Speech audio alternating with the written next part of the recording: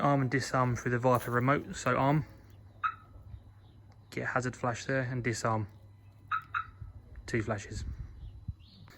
This Viper alarm system protects the front with ultrasonic sensors, door protection. It's also got the rear of the van protected with a microwave sensor. Arm and disarm through the Viper remote control key.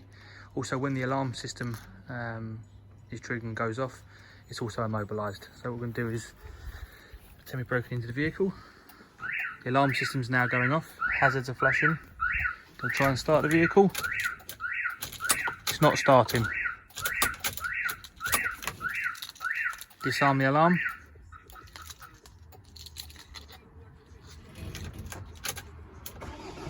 Now it starts. Protection as well with a microwave sensor. Going to break in through the side door. As soon as you open the door, the alarm goes off and hazards are flashing.